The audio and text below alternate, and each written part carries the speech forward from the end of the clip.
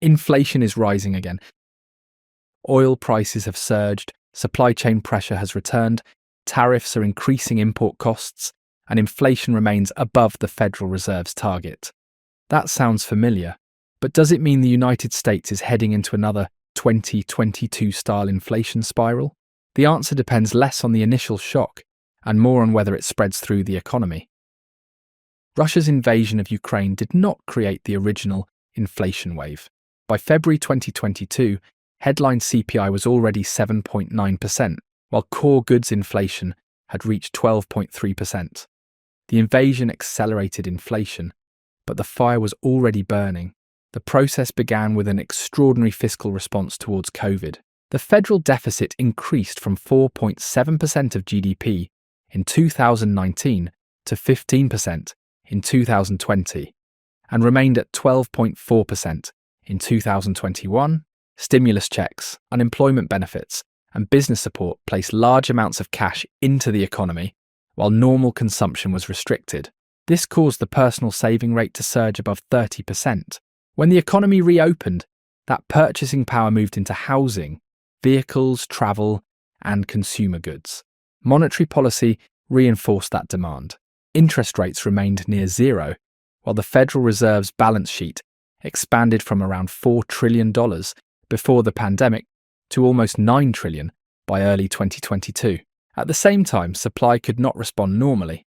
Factory shutdowns, semiconductor shortages, port congestion, and limited shipping capacity collided with unusually strong demand. The global supply chain pressure index reached more than 4 standard deviations above its historical average.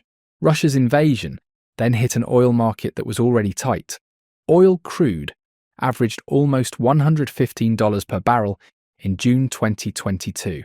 But persistence came from housing and the labour market. There were more than 2 job openings for every unemployed worker. Wage growth accelerated, while rent increases from the housing boom continued feeding into shelter inflation with a delay. So even after core goods inflation began falling, shelter inflation kept rising. That combination, fiscal stimulus, easy monetary policy, supply disruption, expensive oil, labour scarcity, and housing inflation, is what made 2022 unusually broad. Today's external shock is real, but the economy absorbing it is materially different. Start with inflation breadth. In June 2022, headline CPI was 9.1%, core goods inflation was 7.2%, and shelter inflation was 5.6%. In June 2026, those figures were 3.5%, 0.8%, and 3.3%. Inflation has re-accelerated, but it has not spread in the same way. Oil is the strongest similarity. The disruption to Middle Eastern production and shipping routes created a genuine supply shock, but the price increase has been less persistent.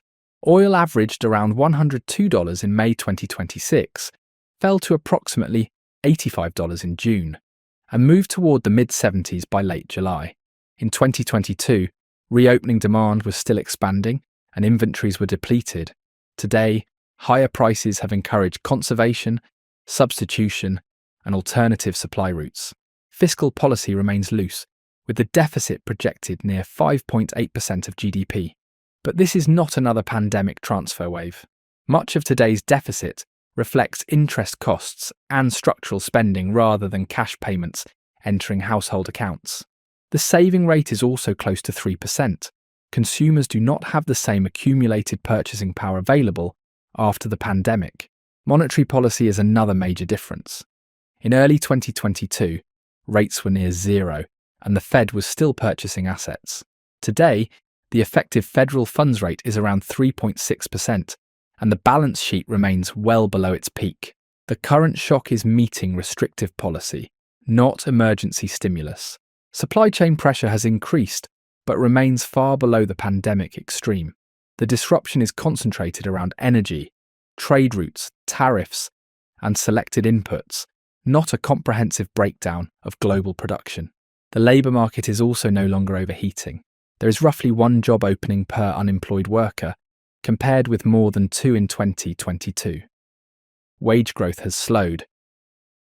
and shelter inflation is moderating rather than accelerating.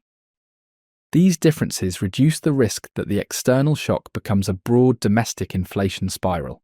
The most likely outcome is not a return to 9% inflation. It is a narrower and more uneven inflation problem. Higher oil prices, tariffs, and transportation costs may gradually pass into goods prices and corporate margins. This could keep inflation above target, delay rate cuts, and maintain higher interest rates for longer. But without another fiscal windfall, near zero interest rates, extreme labour scarcity, and accelerating shelter inflation, the shock is less likely to become another synchronised 2022-style episode. That assessment would change if oil remained persistently elevated, core goods inflation accelerated, and shelter inflation began turning higher again. The key signal for investors is not simply headline CPI, it is propagation. In 2022, several inflation channels accelerated together. Today, the pressure remains concentrated mainly in oil, trade, and selected goods, and that could keep inflation uncomfortable and monetary policy restrictive. But the domestic machinery needed for another 2022-style spiral is not currently in place.